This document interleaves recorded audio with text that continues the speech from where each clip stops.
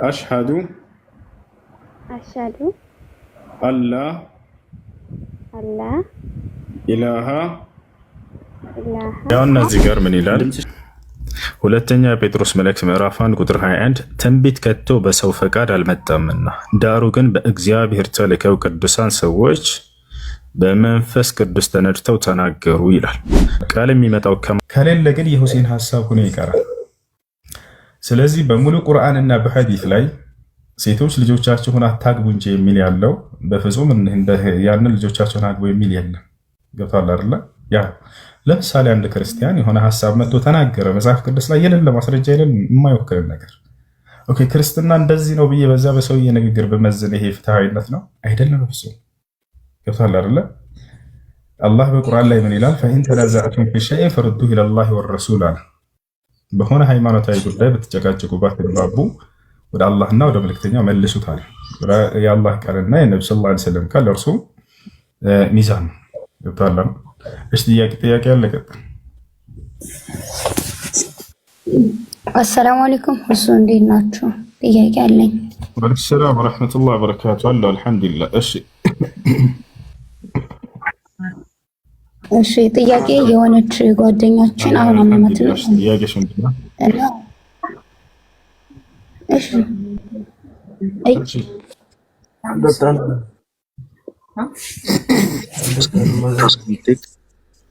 ሁሱ ከኔ ጋር ነው ወይስ ሌላ ስልክ ነው? እህት ጥያቄሽ ምንድነው እያልኩኝ ነው። እሺ እና ጓደኛችን አሁን አመማትና አፈጠረች። ስታፈጠር ምግብ ያቀረብኩላት እኔ ነኝ። ምግብ በማቅረብ ወንጀል አለብኝ? አሟት ነው? አዎ አሟት ነው። ለታመመ ሰው ማብላት ችግር የለውም። ለታመመ ሰው በጾም ቀን ብታበሉ ችግር የለውም። ምክንያቱም ለታመመ ሰው ማፍጠር ተፈቅዶለታል። ማስረጃ ቃለ ሱብሓነሁ ወተዓላ አምላካችን አላህ ሱብሓነሁ ወተዓላ ስለ ጾም እየተናገረ በመካከል ላይ ምን አለ? ፈመን ካነ ሚንኩም መሪደን አው ዐላ ሰፈሪን ፈዒደቱ ሚን አያሚን ኡኸር አለ። በጾም ቀን ከእናንተ የታመመ ሰው ካለ እንዲሁም ደግሞ በጉዞ ላይ የሆነ ሰው ካለ እዛኔ ይብላ ያፍጥርና በሚሻለው ጊዜ ያንን ቀዳ ያወጣ ብሎ ተናግሯል። እነዚያን ቀናቶች ቆጥሮ ቀዳ ያወጣ። ስለዚህ ማብላት ትችላለች ለታመመ ሰው ችግር የለም። እሺ ሁለተኛ ደግሞ ተራዊህ ሰላት ስንሰግድ ረጃጅም ሱራዎች ይቀራሉ እና የምናውቃቸውን ያፈግናቸውን አብረን እንላለን እላለሁኝ ከኢማሙ ጋር ማለት ነው እየተከተልኩ፣ ግን በመሀል በጣም ረጅም ሲሆን ይጠፋኛል እና አቆማለሁ። ከዛ ደግሞ ቀጥላለሁ እና እንዴት ይታያል? ይስ ከፋቲሃ በኋላ አትቅሩ፣ ፋቲሃን ቅሩ። ነቢያችን ሰለላሁ ዐለይሂ ወሰለም በጊዜያቸው ሰሃቦች እንደዚህ ልክ እንዳንቺ ያደርጉ ነበር። ፋቲሃንም አብረው ይቀራሉ፣ ከፋቲሃ በኋላ ያለውንም አብረዋቸው ይቀሩ ነበር። ከዕለታት አንድ ቀን ይህን በሰሟቸው ጊዜ ነቢያችን ሰለላሁ ዐለይሂ ወሰለም ካሰላመቱ በኋላ ዘወር አሉና ከፋቲሃ በኋላ ያለውንም ፋቲሃንም ስትቀሩ ሰማኋችሁ። ስለዚህ ከፋቲሃ በኋላ ያለውን አዳምጡ እንጂ አትቅሩ ብለው ተናግረዋቸዋል። ስለዚህ ያንን አዳምጡ፣ ፋቲሃ ግን መቅራት አለባቸው። ማስረጃ ቃል ነቢ ሰለላሁ ዐለይሂ ወሰለም ላ ሶላተ ሊመን ለም የቅረእ በሶላቱ ላይ ሱረቱል ፋቲሃ ያልቀራ ሰው ሶላት የለውም ብለው ተናግረዋል። ስለዚህ መቅራት አለባቸው። ከዛ በኋላ ያለውንስ አዳምጡ ዝም ብላቸው እንዳላቸው ዝም ብለን እናዳምጣለን ማለት ነው። ጥያቄ ጨርሻለሁ። አይ ጠይቅ።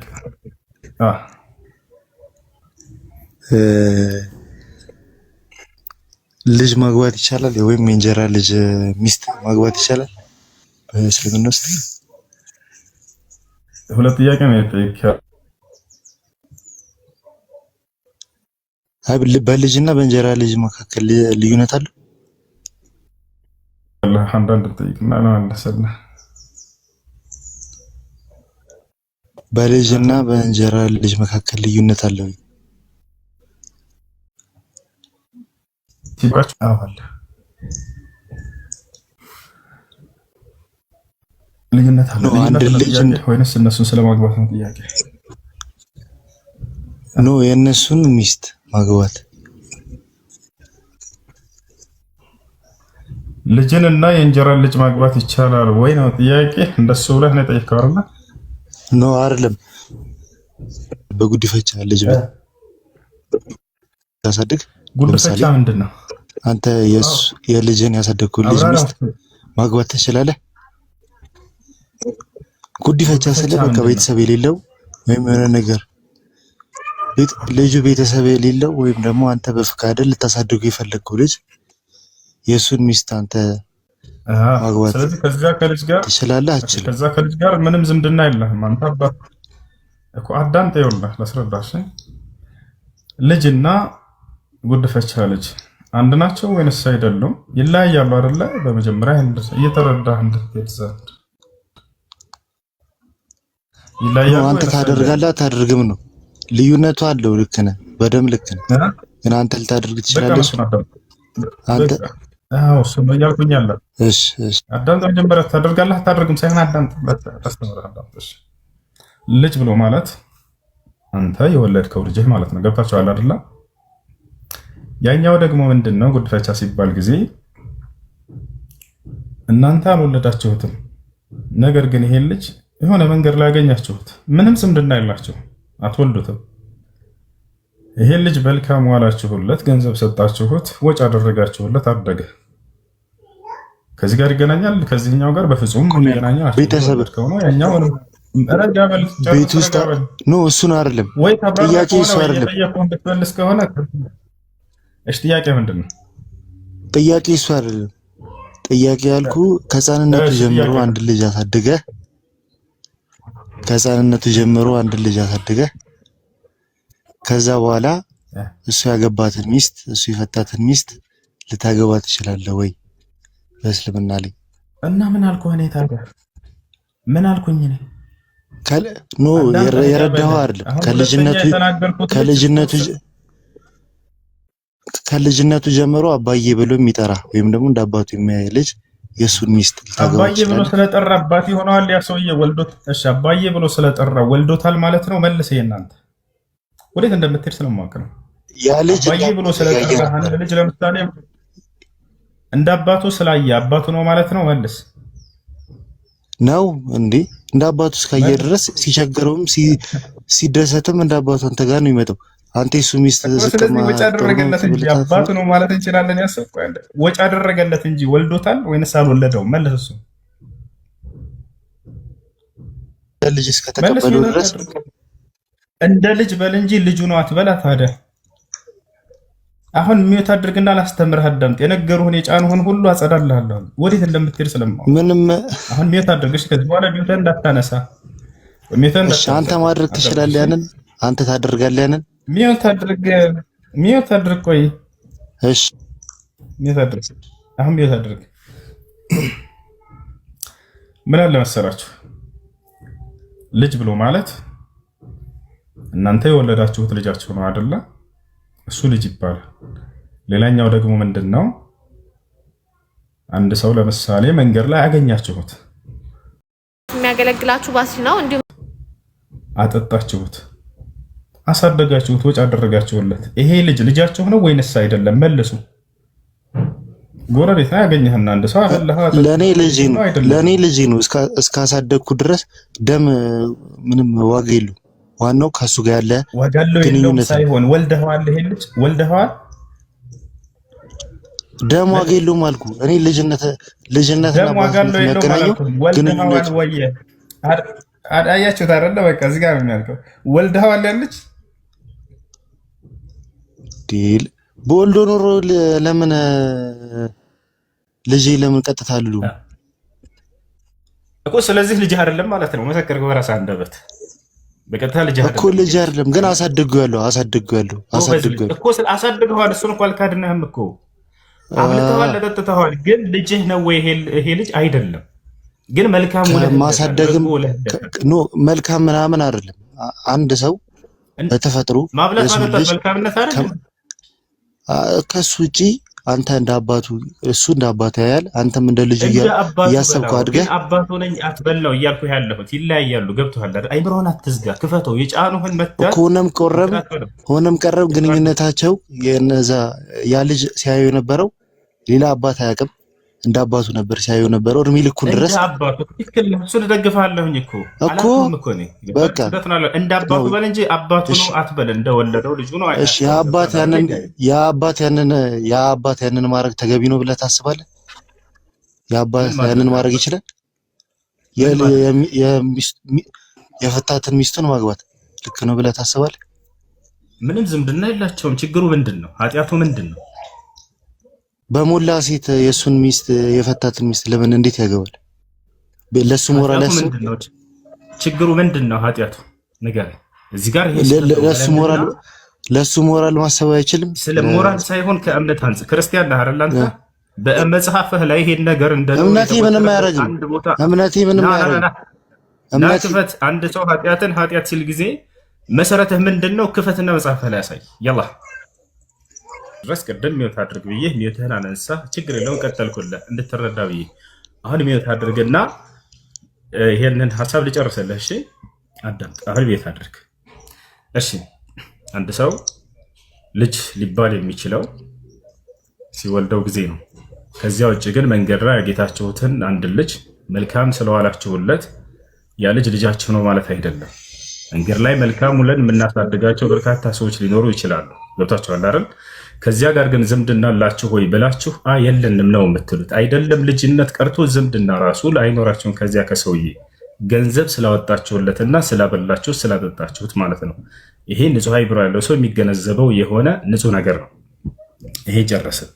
አሁን ጥያቄው ምንድን ነው? ልጁ እኔ አሁን የምጠይቀህ ነገር እባክህ ሚውት አድርግ፣ እባክህን አትረብሽ። አሁን በቃ ሃይማኖት ውጣና ሎጂካሊ አሁን ሚውት አድርገሽ ታችነሽ አዳምጪ። አሁን ልጠይቃችሁ፣ ያ መልካም ያደረጋችሁለት ሰውዬ አገባና የሆነችን ሴት ፈታት። ከዚያ እናንተ ብታገቡ ነውር አለው ወይንስ የለው? የለው። ገብታችኋል አይደለ?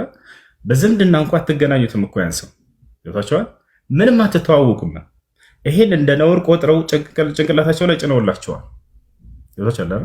ይሄ አስከድም። እንደዚህ ቢያንስ አንድ ክርስቲያን የሆነ ሰው እምነት አለኝ የሚል ሰው ኃጢአትን ኃጢአት ለማለት ከመጽሐፍህ ማስረጃ ማምጣት እንኳን አለብህ።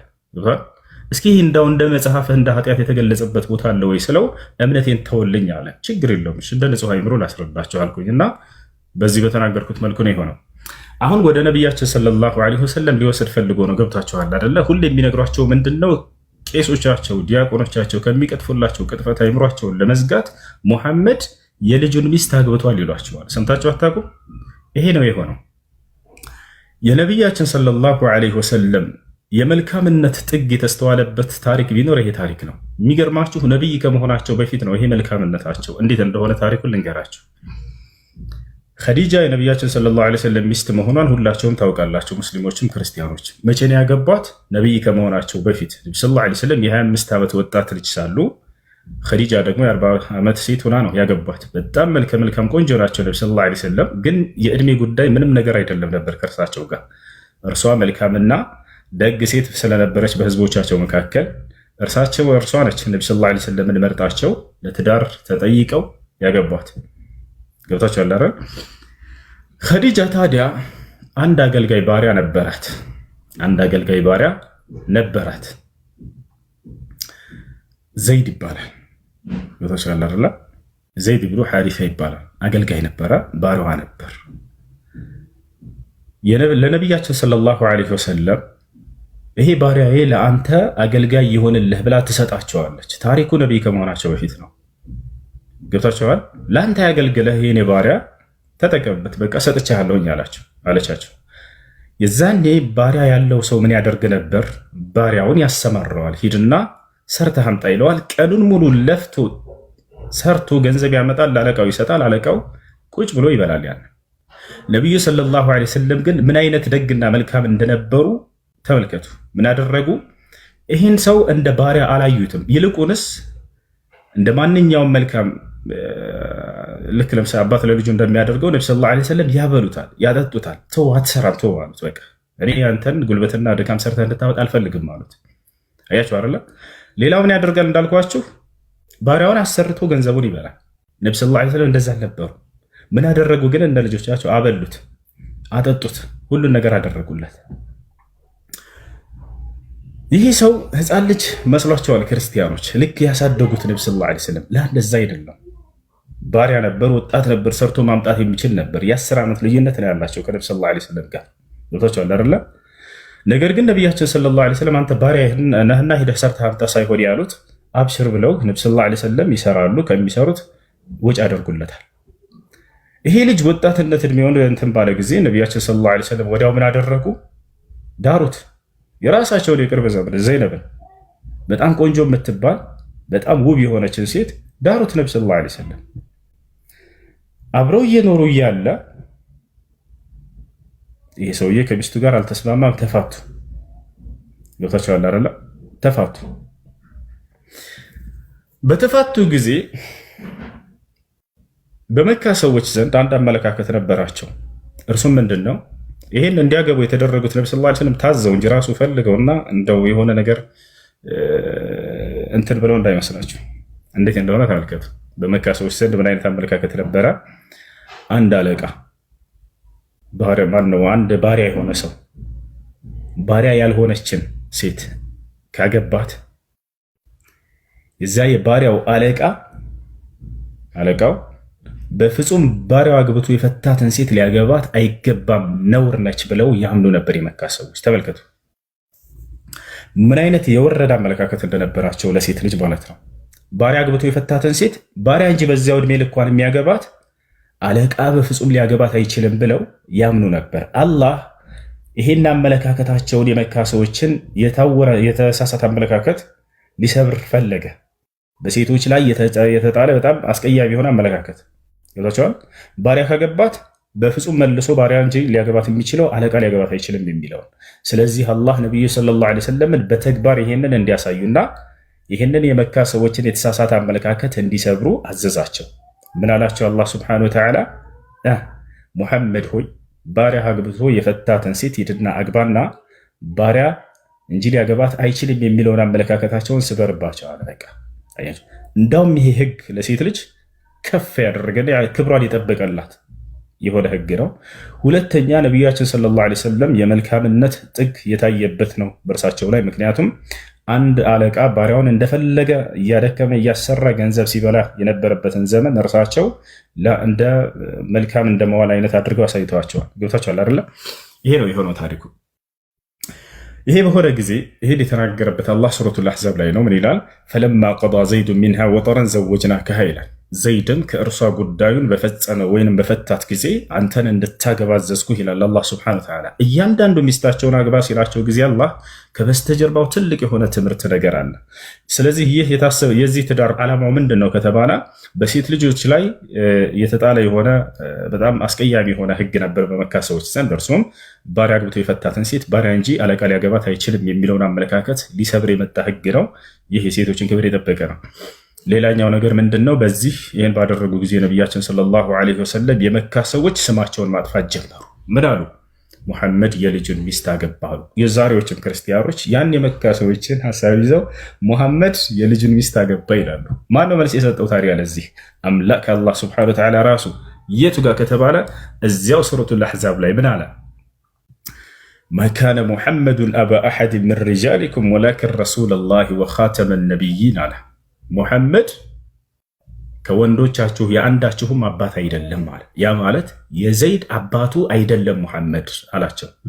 ነቢያችን ሰለላሁ ዐለይሂ ወሰለም ባሪያቸው ነበር እንጂ ልጃቸው አልነበረም። ታዲያ እነዚህ ዲያቆኖች ሲዋሿቸው ምን ይሏቸዋል? የልጁን ሚስት አገባ ነው የሚሏቸው። ለምን ተዋሻላችሁ?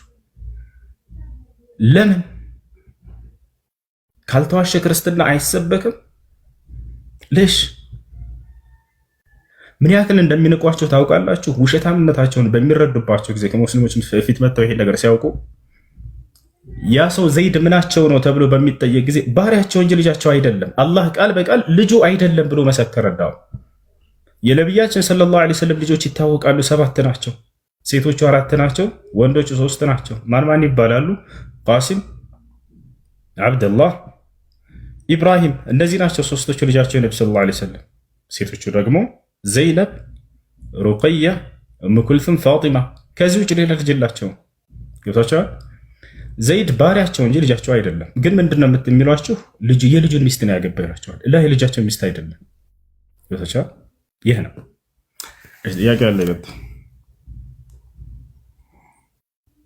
ረህመቱላሂ ወበረካቱ። ወአለይኩም ሰላም ወራህመቱላሂ ወበረካቱ። ኡስታዝ ሰላም ነው? እንዴት ነው?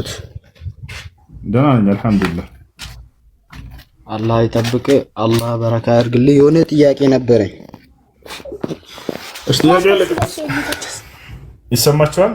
የሆነ አይቆራረጣም። ፀጉርን አበላልጦ ስለመቆረጥ የሆነ ጥያቄ ከዚህ በፊት ተጠይቀ መክሩህ ነበረ፣ እንደዛ ይመስለኛል ግን ያየሁት። እሺ ጥያቄ ያላችሁ ቀጥሉ።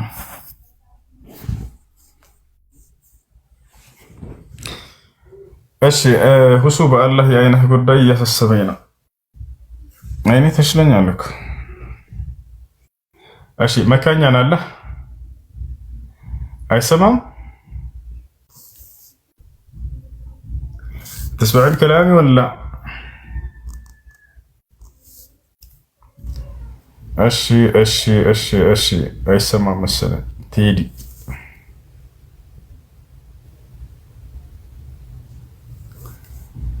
እሺ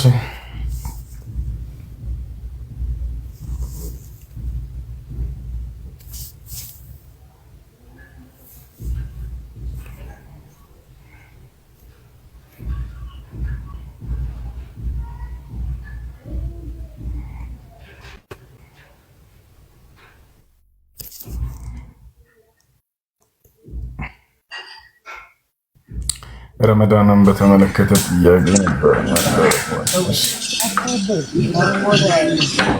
ሃሎ ማን እንደረበሽ ቦታ ያለው እየሞከርኩ ነው ይላል። ሞክር። ወአለይኩም ሰላም ወራህመቱላሂ ወበረካቱ። ሰላም ነው እሱ አሎ አልሐምዱሊላህ። በውስጥ ልጽፍልህ እኮ ካላየኸው ብዬ ነው። ወላሂ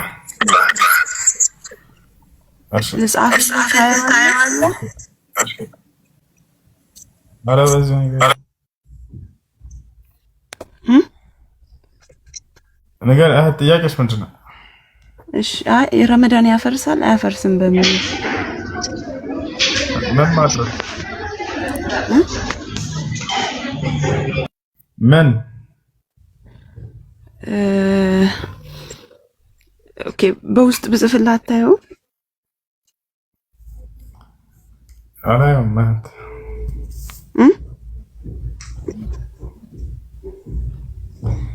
እሺ ቀጣይ ጥያቄ አለው ሰው አለ ከገባችሁ ልጅ ሰላም አለይኩም። ወአለይኩም ሰላም። የተጻፈልን ነው የምንኖረው እና የሰው ልጅ የራሱ ፍቃድ ነፃ ፍቃድ አለው በሚለው ነገር አብራራልኝ። የተጻፈልንን ሳይሆን የምንኖረው ነው የተጻፈው። ባጭሩ አላህ ወደፊት በሚሰጠን የእድሜ ቆይታ ምን እንደምንሰራ ቀድሞ ያውቃልና የምንኖረውን ቀድሞ ጻፈው። ገብታችኋል? ያ ነው የሰው ልጅ እዚህ ዓለም ሲኖር ነፃ ምርጫ ፈቃድ ተሰጥቶት በዛ ነው የሚኖረው። የሰው ልጅ መሽያ አለው፣ ኢራዳ አለው፣ ፍላጎት አለው፣ ምርጫ አለው አላህ ሱብሓነሁ ወተዓላ የሰጠው።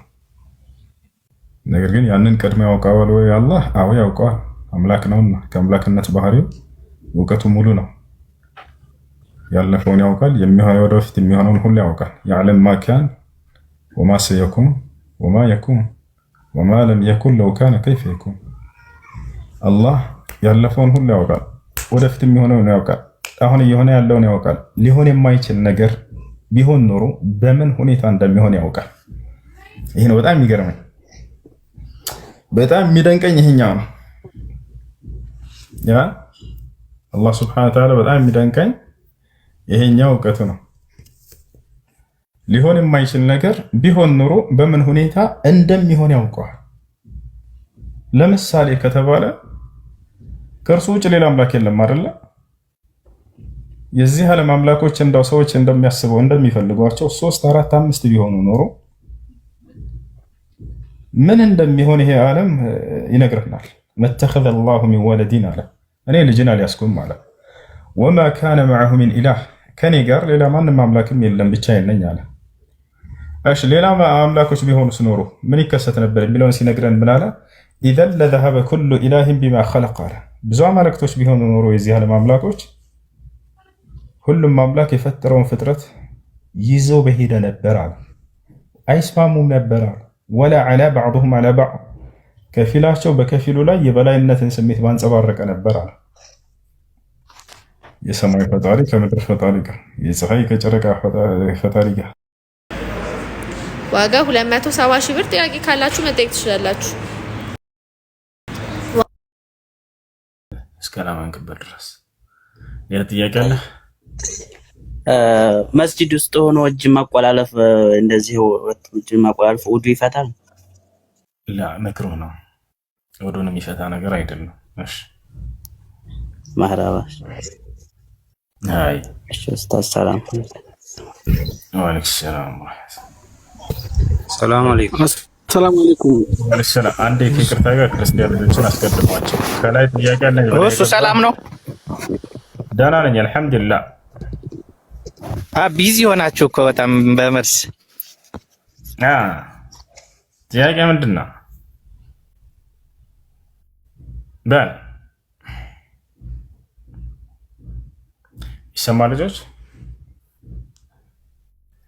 ሰማለሁ። መርሐባ። እሺ ከአቡከር በታች ያለው ልስ ጥያቄ አለ።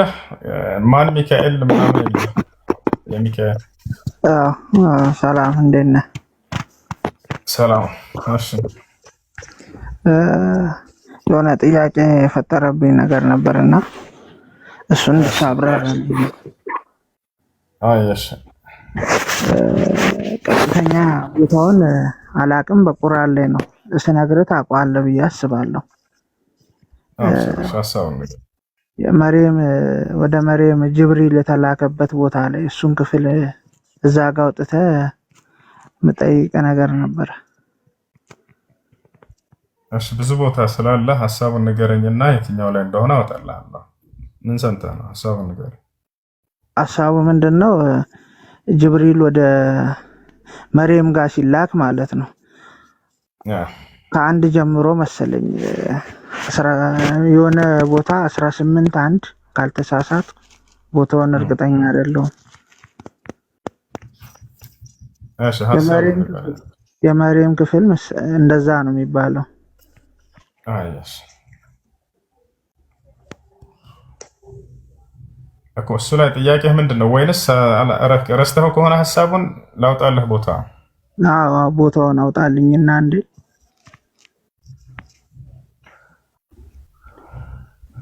እሺ መርሐባ።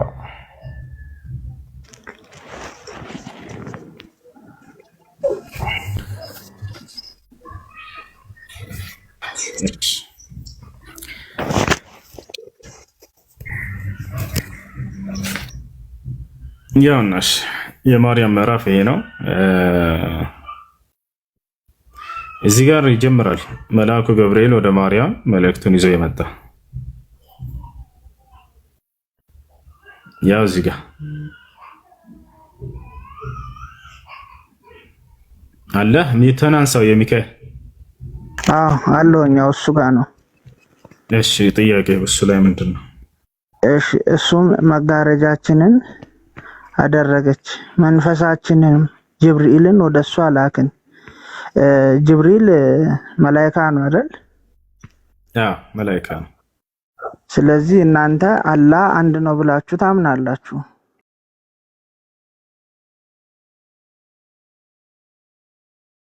አላህ ስንት ቢሆን ነው እንዲህ ያለው? አሁን ስለ አላህ እኮ አይደለም እሱ የሚናገረው፣ አላህ ስለፈጠረው ፍጡር ነው። መንፈስ በእስልምና አስተምህሮ ፍጡር ነው። እሺ እዚህ ቦታ ላይ የታሰበው ለማለት ነው። መልአኩ ጅብሪል መንፈስ ይባላል። መንፈስ የተባለበት ምክንያት መንፈሳዊ መልእክትን በነቢያት በኩል ለሰዎች ስለሚያደርስ እርሱም ቁርአንን፣ ተውራት፣ እንጂል እነዚህን ሁሉ ለሰዎች መንፈሳዊ ሕይወትን የሚሰጥ ቃልን ያመጣ ስለነበር መንፈስ ተብሎ ይጠራል እርሱ።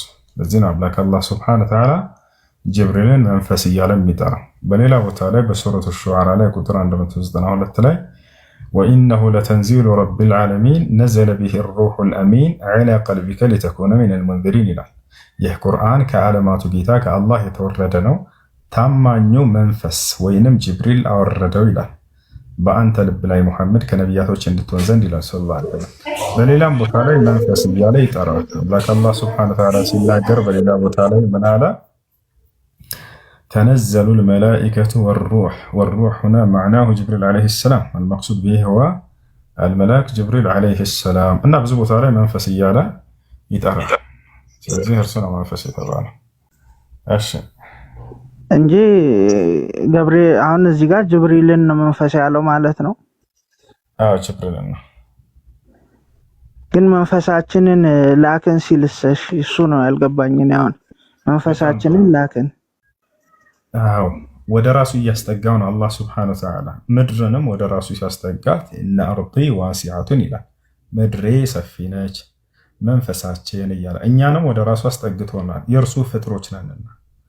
ወኸለቀ ለኩም ማ ፊ ሰማዋት ወማ ፊል አርድ ጀሚዐን ሚንሁ ይላል፣ በሰማይ በምድር ያለውን ሁሉ ከእርሱ ሲሆን ለእናንተ ፈጠረላችሁ ይላል። በሰማይ በምድር ያለው ሁሉ ከእርሱ ተብሏል፣ ወደ ራሱ አስጠግቶናል። ስለዚህ ኢዳፈት ተሽሪፍ ይባላል። ይህ አላህ ስብሐነሁ ወተዓላ ጅብሪልን ወደ ራሱ ያስጠጋው መንፈሳችን ያለው እርሱን ክብሩን ሊገልጽለት ዘንድ ነው። ከመንፈሳችን ማለት ከፈጠርኳቸው መንፈሶች ማለት ነው። ባለቤትነትን የሚገልጽ ነው። ልክ እንደ ምሳሌ ላስረዳህና ከብራችን ይሄን ሰተንሃል አልኩኝ እኔ ያ ብር የግዴታ የኔ አካል ነው ማለት ነው አይደለም። የብሩ ባለቤትነትን የሚገልጽ ነው። ገብቶሃል አይደል? ስለዚህ አላህ ከፈጠራቸው ፍጥሮች ነውና ጅብሪል አለይሂ ሰላም ያለ መግለጽ ነው። እሺ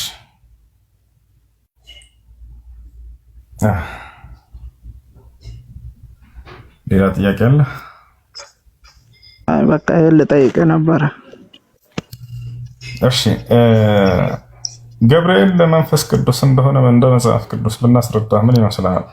ገብርኤል መልአኩ ራሱ መንፈስ ቅዱስ ራሱ እንደሆነ ምን ትላለህ? ገብርኤል መልአክ ነው እንጂ መንፈስ ቅዱስ አይደለም። በጣም ጥሩ። የዮሐንስ መልእክት ላይ ትንቢት ከቶ በሰው ፈቃድ አልመጣም፣ ዳሩ ግን ቅዱሳኖች በመንፈስ ቅዱስ ተመርተው ተናገሩ እያለ ይናገራል አይደለ?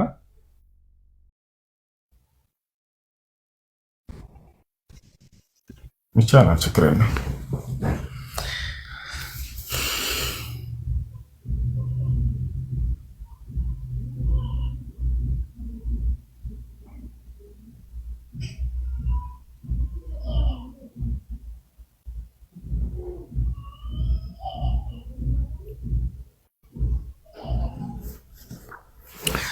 እሺ ያው እነዚህ ጋር መንፈስ ቅዱስ ተብሏል። በጣም ጥሩ። ከቅዱሳን ሰዎች መካከል አንደኛው ማን ነበር? ማን ነው? ሚካኤል ዘካርያስ አይደለ?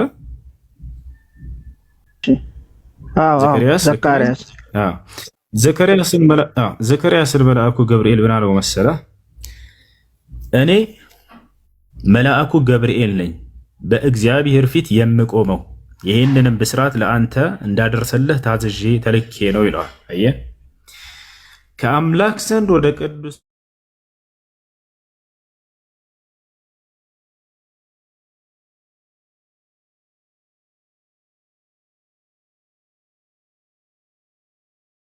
ቃልን የሚያመላልሰው ራሱ የአምላኩ ገብርኤል ራሱ መንፈስ ቅዱስ ነው። አላህም ለዚህ ነው በቁርአን ላይ ገብርኤልን መንፈስ ቅዱስ ነው እያለ ብዙ ቦታ ላይ ይጠራል። ለምሳሌ ሱረቱ ነህል ላይ ምን አለ መሰለህ? ቁል ነዘለሁ ሩሑል ቁዱስ ሚን ረቢከ ቢልሐቅ። ይህን ቁርአን ሰው ነው የሚያመጣለት በተናገሩ ጊዜ በቀጠፉ ጊዜ በነቢ ሰለላሁ ዐለይሂ ወሰለም ላይ ከሰው እየገለበጠው ነው ከሰው ተምሮት ነው ባሉ ጊዜ ወለቀድ ነዕለሙ አነሁም የቁሉነ ኢነማ ዩዐለሙሁ በሸር እያለ ይሄንን ሀሳባቸውን ካነሳ በኋላ ከተቸላ እንትን ከስህተት እንደሆነ ከገለጸ በኋላ ሰው ነው የሚያስተምረው ይላሉ። ይሄን ቁርአን ይሄን አውቃለሁኝ እያለ አላህ ከተናገረ በኋላ በማን በኩል እንደሚመጣ ግን ከዚያ ገለጸ። ቁል ነዘለሁ ሩሑል ቁዱስ ሚን ረቢከ ቢልሐቅ። ይሄን ቁርአን ከጌታቸው ከአላህ ዘንድ በእውነት መንፈስ ቅዱስ አወረደው በላቸው ይላል። በሌላ ቦታ ላይ ማን ብሎ ይጠራዋል? ጅብሪል አወረደው እያለ ይናገራል። ስለዚህ ጅብሪል ወይንም ገብርኤል ከእርሱ ባህሪያቶች መካከል ይሄ መንፈስ ቅዱስ አንደኛውን መንፈስ የተባሉበት ምክንያት መልአኩ ጅብሪል ዓለይሂ ሰላም ለሰዎች መንፈሳዊ ቃልን የሚያደርሰው መልአክ እርሱ ስለሆነ ነው። እሺ አቡከር በዚህ ነገር ላይ የምትጨምርለት ነገር ካለ አቡከር እስኪ ይጨምርልህ። አይ ጀዛከላ ሁሱ ኢንሻአላህ ጀዛከላ። አይ ሙሉ የተመለሰ መልስ ነው። ጀዛከላ። ግን ምንድነው ወገናችን እንደዚህ የሚሰጡ መልሶችን በረም ለመያዝ ለመረዳት ሞክር። አሁን በሁለቱም አቅጣጫ ነው ያሳየ ቁርአን ላይም ሐዲስ ቁርአን ላይም ባይብል ላይም ሰው ያንን እንትን ለማለት ሞክር ኢንሻአላህ። ጀዛከላ ሁሱ ቀጥል።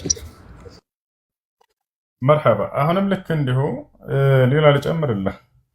በቁርአን ላይ ከሆነ ወደ ማርያም የተላከው መንፈስ እንደሆነ ተናግሯል። ቅድም ያሳየኸው አይደለ ወገናችን ሚካኤል ወደ እርሷም መንፈሳችንን ላክን ብሎ መንፈስ ቅዱስ ወይንም መንፈስ እንደሆነ ይናገራል። በሌላ ቦታ ላይ ደግሞ ራሱ ያ መልአክ እንደሆነና ጅብሪል እንደሆነ ይናገራል። መልአክ እንደሆነ ቃል በቃል ይናገራል።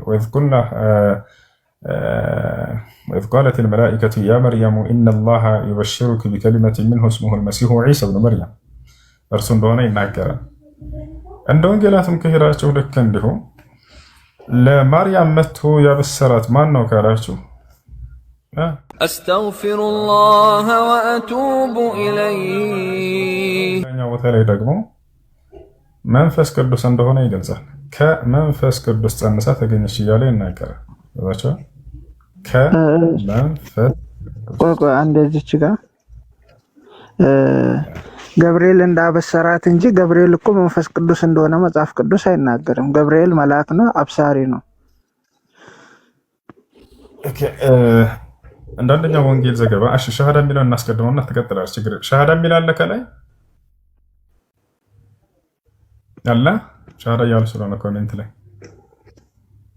እሺ ከሌለ እንቀጥል። ወደ ማርያም የመጣው መልአክ ማለት አምላክ ከእግዚአብሔር ዘንድ